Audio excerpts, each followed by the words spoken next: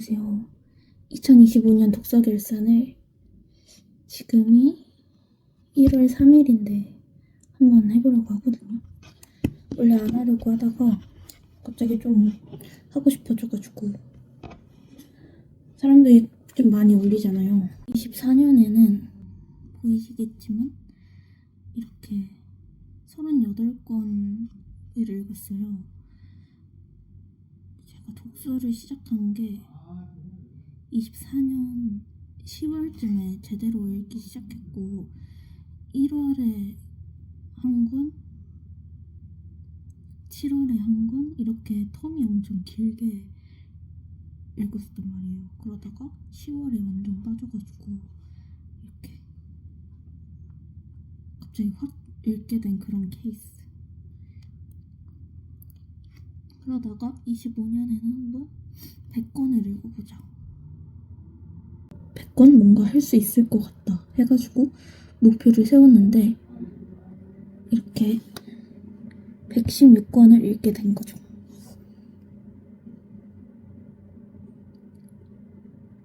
이거를 다 소개시켜드리기는 조금 힘들 거잖아요. 그래서 제가 노션을 보면서 한번 소개를 해보겠습니다. 제가 노션에 태그를 걸어놓거든요. 25년에 이렇게 태그를 만들어놨고 그리고 이렇게 스테이터스로 던 스탑 위시 ing 이렇게 나눠서 했었거든요. 그래서 이걸 기준으로 한번 소개를 해보면 어떨까 싶어요. 그래서 이렇게 완전 다 읽은 거는 116권인 거고 태그별로 한번 얘기해보도록 하겠습니다. 먼저 2025년 제독 2025년 제독 리스트. 사실 그렇게 많지 않기는 해요. 총 6권의 책을 제독을 했었고 체오프 단편선, 오로라, 밝은 밤, 파과, 랑과 나의 사막, 인생의 매일 이렇게 총 6권을 제독했었습니다. 뭔가 새롭게 다시 좋아진 책들이 있고 인생책이라서 뭔가 주기마다 읽어야겠다고 생각했던 책이 있고 그렇거든요. 먼저 체오프 단편선. 이거는 별점을 5개를 줬는데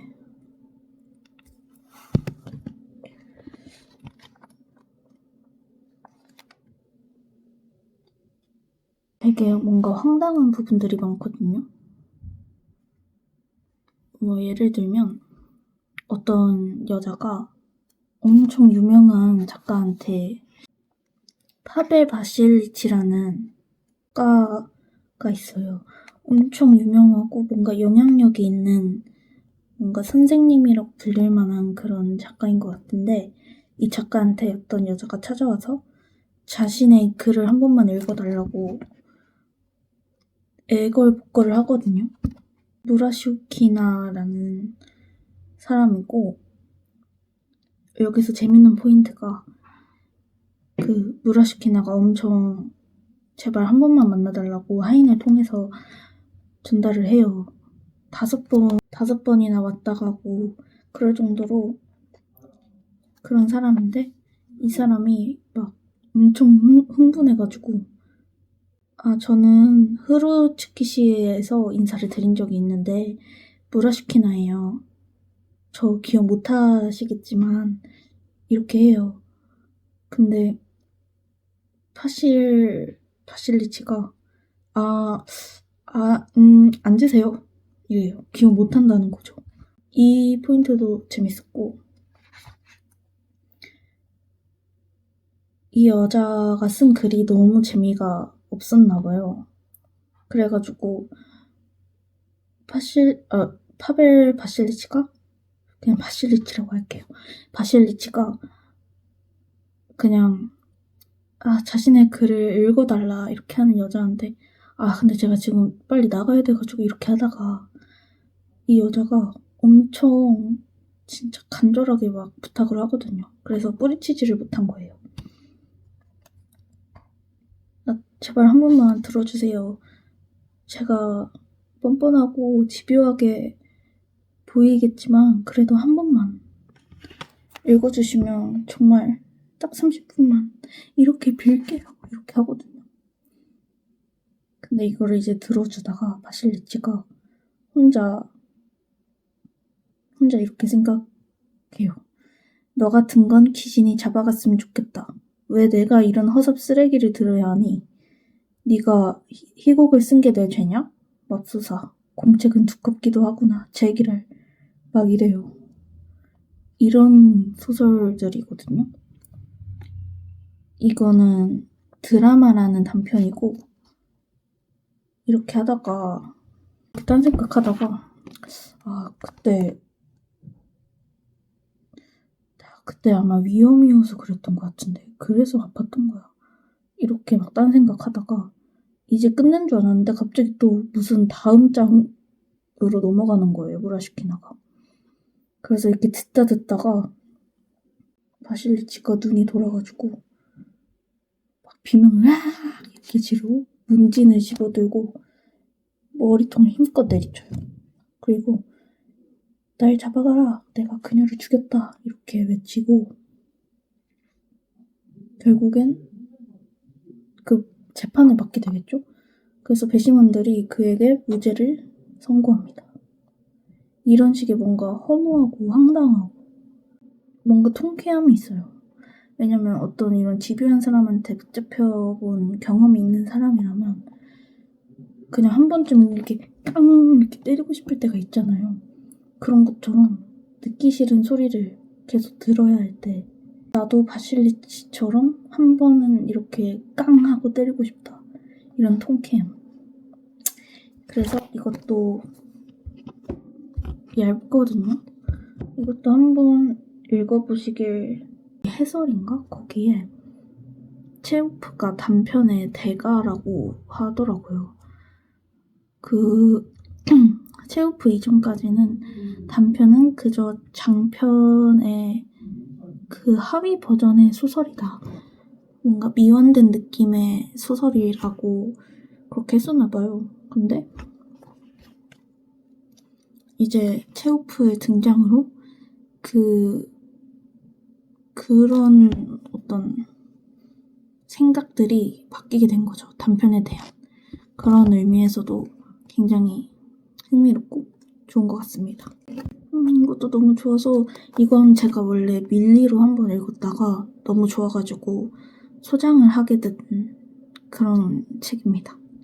다음은 최진영 작가의 오로라인데 이거는 제가 2번 다 그 교보도서관, 전자도서관에서 빌려서 읽었어요. 처음에는 그냥 책 한번 읽어볼까 하고 재작년에 24년도에 단편 제일 유명한 거 한번 읽어봐야겠다 하고 읽었는데 뭔지 모르겠는 거예요. 그래서 너가 말하고 싶은 게 뭐야? 이런 느낌. 그리고 뭔가 좀 뜬구름 잡는 것 같고 너무 짧고 이러니까 몰입도 안 되고 그래서 왜 유명한 거지? 그냥 문장이 예쁘긴 하네 하고 넘어갔던 책인데 이게 25년 돼가지고 날씨가 추워지고 그러니까 왠지 생각나기도 하고 막 다른 사람들이 엄청 많이 읽는 거예요. 그래가지고 저도 한번 읽어본 거죠. 그래서 나도 뭔가 내가 몰랐던 부분이 있을 거야 하고 읽기 시작을 했는데 너무 좋은 거예요. 내가 왜 이거에 대해서 이 정도의 생각을 못했지? 했던 약간 추워지기 시작할 때 한 번씩 다시 읽어보려고 해요. 오로라하고 부제가 들키면 어떻게 되나요? 이거인데 주인공이 자기도 모르는 사이에 자기가 불륜녀가 된 거예요. 그러니까 남자는 자꾸 얘를 숨겨. 뭔가 사랑, 의지, 믿음 이런 키워드를 잡고 읽으면 좋을 것 같습니다. 그리고 뭔가 그 계절감도 참 좋고 요즘 눈이 조금씩 내리더라고요. 대전에는 그냥 쌀인 눈만 조금 이렇게 내렸지만 어쨌든 지금 읽기 딱 좋은 소설인 것 같습니다. 사실 12월에 읽으면 더 좋을 소설이에요. 어쨌든 이것도 추천. 이것도 5점입니다. 제독은 밝은 밤입니다. 밝은 밤은 제 인생책이에요. 제가 그 독서에 그대로 입문하게 해준 그런 인생책이고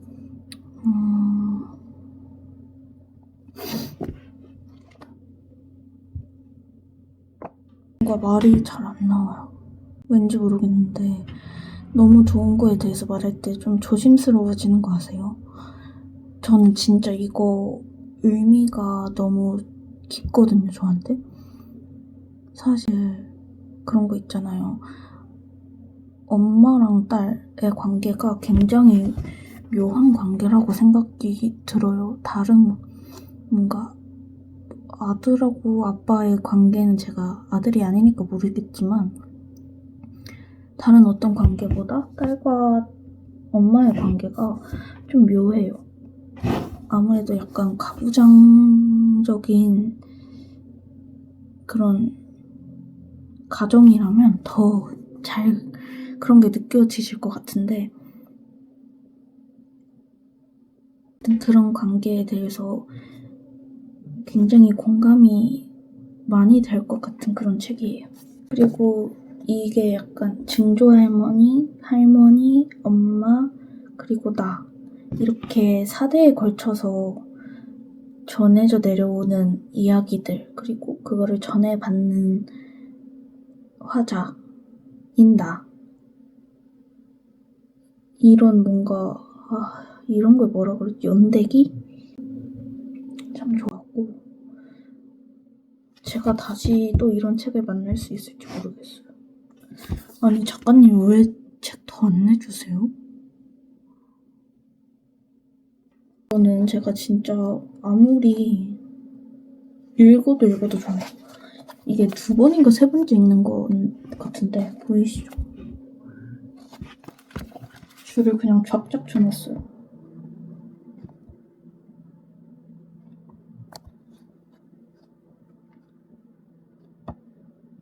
처음 이거 읽었을 때는 그 편지 형식의 글이 조금 있거든요. 거기에서 셀비 아주머니가 쓴 편지였나? 그거를 한번 필사를 했었어요. 그 기억이 뭔가 아직도 좋게 남아있는데 진짜 여기에는 너무 다 좋은 기억밖에 없어서 제발 제가 조금 좋았던 부분 읽어드릴게요. 예전에 나는 시간이 지나면 나아질 수 있다고 믿었던 것 같다. 겨울보다는 봄에, 봄보다는 여름에 더 좋아질 거라고 믿고 싶었는지도 모르겠다. 그래서 조바심이 났다. 내가 기대하는 것만큼 회복되지 않는 듯해서 불안했다. 이혼 전보다 더 나은 모습으로, 더 행복한 모습으로 살아야 한다고 강박적으로 생각했다.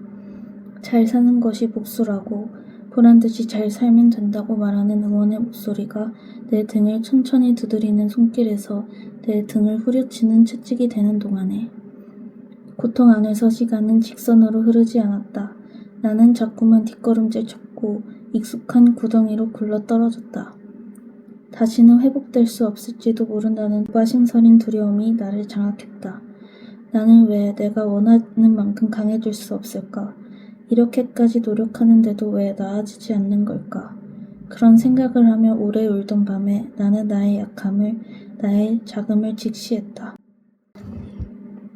요즘 드는 생각인데 이렇게 나의 어떤 싫은 점, 약하고 작은 나를 직시하고 알아채는 그 순간들이 좀 시간이 지나도 오래 기억에 남고 마음에 남는 것 같거든요.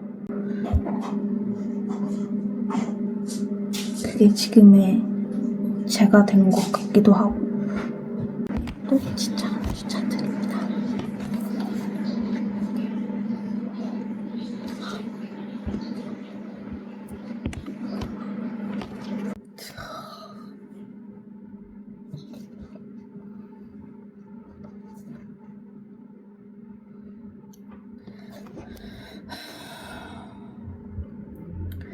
석사 들어왔을 때 몇 살이었죠? 23이요. 빠른 년생이거든요. 그때 모습이 지금도 생생한데 벌써 10년 전이네요. 지도학생 모임에서 지연씨가 왜 이 전공을 택했는지 이야기하면서 눈을 빛내던 게 기억나요. 그때 내가 많이 지쳐있었거든. 지금 지연씨 나이 정도였을 거예요. 만사가 지겹고 재미가 없었는데 어린 친구가 왜 이 공부를 택했는지 밝게 이야기하던 모습이 마음에 남았어요. 제가요? 그런 적도 있었어요? 네, 지연씨가 그랬어요. 지연씨가 여기 화자예요. 그 주인공. 다시 대화가 끊어졌다. 빗방울이 자동차 지붕을 두드리는 소리를 들으며 나는 문득 소리내어 말하고 싶어졌다. 그 말씀을 하고 싶으신 거죠? 예전에는 그렇게 반짝이고 희망이 있던 사람이 업무만 겨우겨우 따라가는 지치고 재미없는 사람이 된 게 안타깝다는 말요. 그때 지연씨 말이 오래 기억에 남았어요. 이게 숨구멍이라는 말. 이 공부를 할 때 가장 자유롭고 편안하다고 했어요. 그때의 내 마음은 누구보다도 내가 잘 알고 있었다. 인간이 측량할 수 없는 무한한 세계가 지구 밖에 있다는 사실은 나의 유한함을 위로했다. 우주에 비하자면 나는 풀잎에 맺히는 물방울이나 도 없이 살다 죽는 작은 벌레와 같았다. 언제나 무겁게만 느껴지던 내 존재가 그런 생각 안에서 가벼워지던 느낌을 나는 기억했다. 무리를 이루는 듯 보이는 밤하늘의 별들도 철저히 혼자이며 하나의 점으로 응축되어 있던 물질들이 팽창하는 우주 속에서 빠른 속도로 서로에게서 멀어져 가고 있다는 사실은 내가 어린 시절부터 줄곧 느껴왔던 슬픔을 설명해 주는 것 같았다. 언제나 무겁게만 느껴지던 내 존재가 그런 생각 안에서 가벼워지던 느낌을 나는 기억했다. 무리를 이루는 듯 보이는 밤하늘의 별들도 철저히 혼자이며 하나의 점으로 응축되어 있던 물질들이 팽창하는 우주 속에서 빠른 속도로 서로에게서 멀어져 가고 있다는 사실은 내가 어린 시절부터 줄곧 느껴왔던 슬픔을 설명해 주는 것 같았다.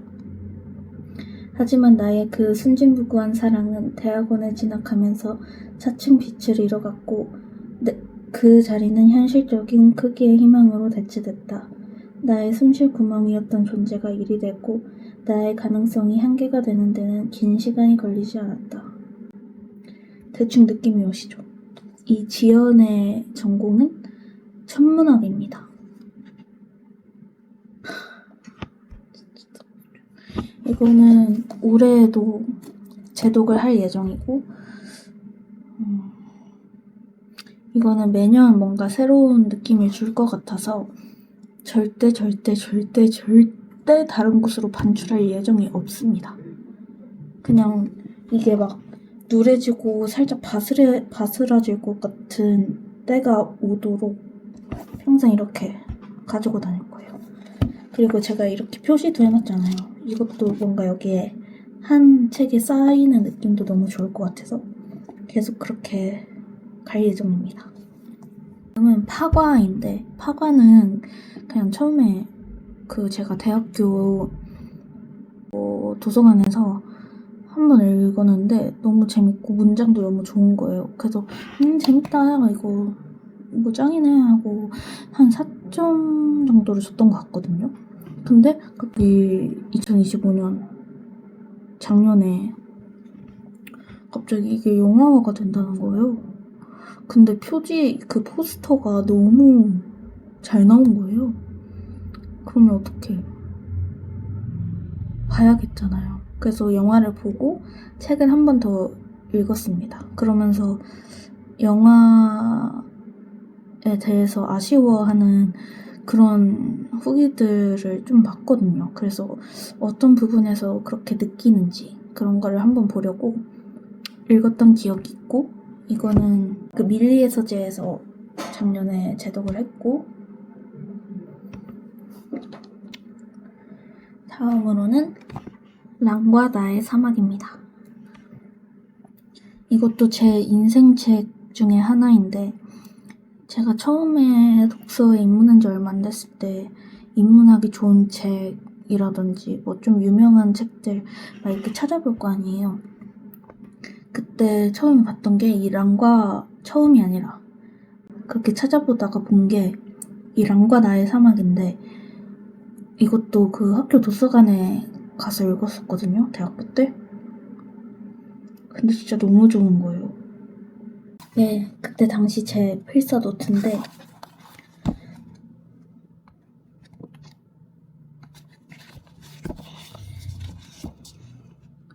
엄청 많이 했거든요. 그래서 통필사는 그냥 포기를 하고, 근데 사실 통필사나 다음에 그냥 이 정도면 통필사 할 걸 그랬어. 봐봐요.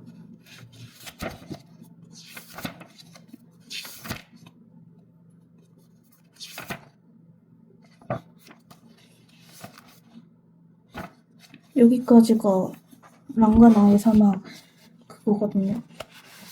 이건 24년도 10월쯤에 읽고 이렇게 읽으면서 좋았던 부분을 필사했던 기억이 나요. 사실 천살란 작가가 문장을 되게 서정적으로 잘 쓰시잖아요. 그게 제가 이 작가에게 좀 기대하는 부분이기도 하고, 그 문장들이 너무 잘 드러나는 그런 작품입니다. 그래서 이거를 제가 올해 첫 책, 올해가 아니지, 25년 첫 책으로 읽었던, 그때 제독을 했던 책이고, 이거는 봄이나 여름에 한 번 더 읽어볼까 싶어요. 랑의 엔진이 꺼졌다. 아니, 심장이다. 인간은 엔진을 심장이라 부른다. 두꺼운 근육으로 이루어져 있으며 크기는 고작 사람 주먹만 한데 발끝까지 피를 보낼 정도로 엄청난 에너지를 가지고 있는 기관이다. 주기적으로 연료를 교체해야 되는 나와 달리 랑은 외부에서 피를 교체해야 할 필요도 심장에 기름칠을 해야 할 필요도 없다고 했다. 태어나는 것과 만들어지는 건 그렇게 다르다. 태어난다는 건 목적 없이 세상으로 배출되어 왜 태어났는지를 계속 찾아야 하는 것이기에 오로지 그것뿐이기에 그 해답을 찾는 시간만큼 심장의 시계 태엽은 딱 한 번 감겼지만 오로지 그것뿐이기에 그 해답을 찾는 시간만큼 심장의 시계 태엽은 딱 한 번 감겼지만 만들어진다는 건 분명한 목적으로 세상에 존재한다. 이유를 찾아야 할 필요도 없이 존재하는 동안 끊임없이 자신의 목적을 이루어야 하는 것. 그렇기에 목적을 다할 때까지 망가지지 않도록 만들어진 것은 계속 엔진을 교체할 수 있는 것이라고 랑이 말했다. 그 말은 목적을 다하면 꺼버린다는 것과 같은 말이었다. 하지만 랑은 거짓말을 했다. 벌써부터 너무 뭔가 오지 않나요? 이게 첫 페이지 시작 문단이거든요. 제가 이거를 25년 다이어리 어딘가에 첫 페이지에 적었던 기억이 있습니다. 어쨌든 이것도 추천. 마지막 제독 리스트는 바로 서머신 몸의 인생의 베일입니다. 이것도 진짜 너무 좋아요. 이거는 뭐라고 해야 되지? 그 밝은 밤이나 랑과 나의 사막이나 이런 소설하고는 사실 결이 좀 많이 다릅니다. 근데 일단 재미가 있어요. 재미가 있고 지루할 틈이 없거든요. 근데 내가 이거를 왜 제독을 했냐? 그럴 가치가 있기 때문이다. 처음에는 이거를 그 온라인 독서 모임에서 읽기로 해가지고 읽었는데 되게 너무 도파민이 터지는 그런 소설인 거예요. 주인공인 키티가 사랑 없는 결혼을 하고 그 남편에게서 계속 사랑을 느끼지 못해요. 그런 와중에 어떤 찰스 타운센드인가? 찰스라는 남자와 사랑에 빠지게 되고 불륜을 저질러요. 그 찰스도 유부남입니다. 이런 전개만 놓고 보면 사실은 그냥 도파민 소설이죠. 하지만 이 도파민 중에서도 이야기를 해나갈 때 이 작가의 역량이 진짜 중요한 것 같아요. 이 책을 읽으면서 그렇게 느꼈고,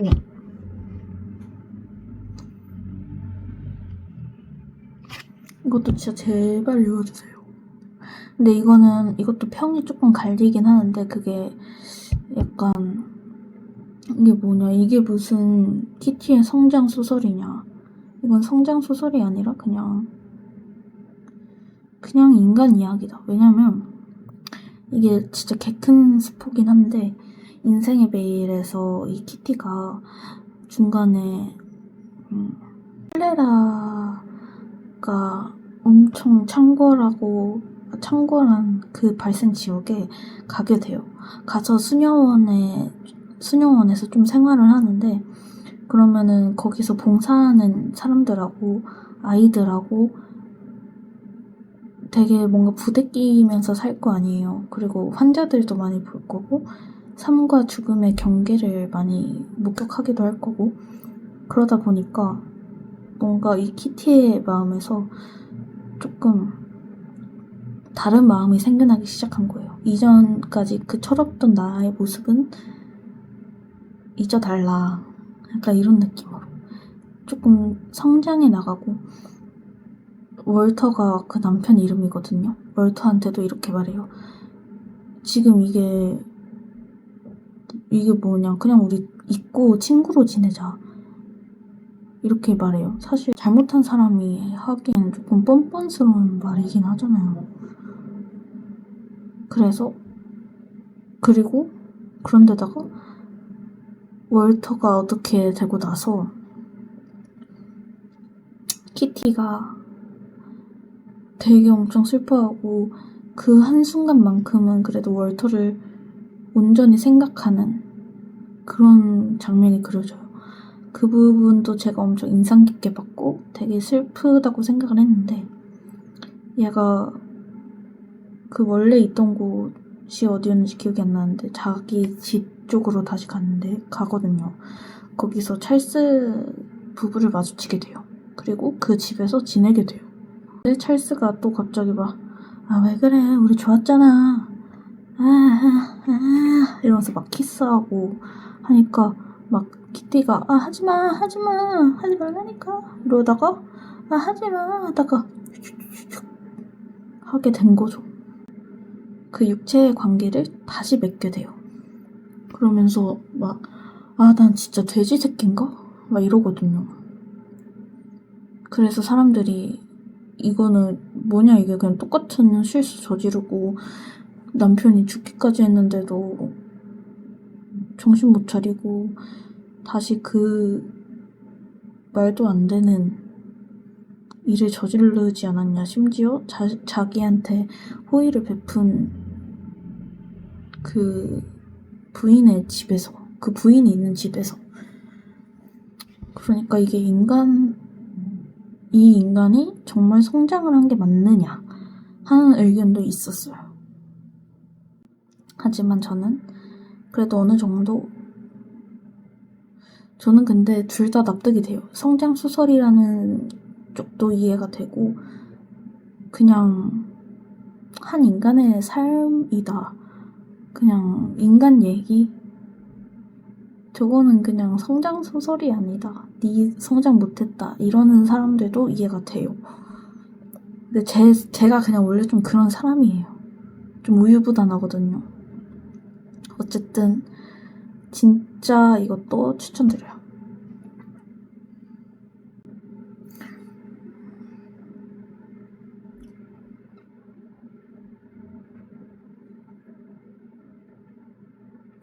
언젠가 서머진 몸 책들도 전부 다 도파를 해보고 싶은데, 저의 첫 서머시멈 인생의 베일, 이것도 추천드립니다. 너무 매력적인 소설이라고 생각해요. 그리고 뭔가 이게 제 세문전 입문작이기도 했거든요. 그 전에도 물론 읽은 게 있긴 한데 그때는 뭔가 딱히 재미를 느끼지를 못했었단 말이에요. 근데 이게 아무래도 말씀드렸다시피 좀 도파민이 조금 있는 그런 소설이다 보니까 아무래도 재미를 붙이기에는 참 적합하지 않나 합니다. 그리고 제가 늘 느끼는 건데 여기 표지에 있는 이 여자 그림 있잖아요. 그 민음사 TV 해외문학 편집자 박혜진님 닮지 않았나요? 뭔가 이렇게 책 읽을 때마다 이렇게 볼 거 아니에요. 근데 약간 기시감이 자꾸 드는 거예요. 아, 어디에서 많이 봤는데 싶은 거예요. 근데 약간 조금 느낌 있죠. 저만 그런 거 아니죠? 어쨌든 이것도 추천드립니다.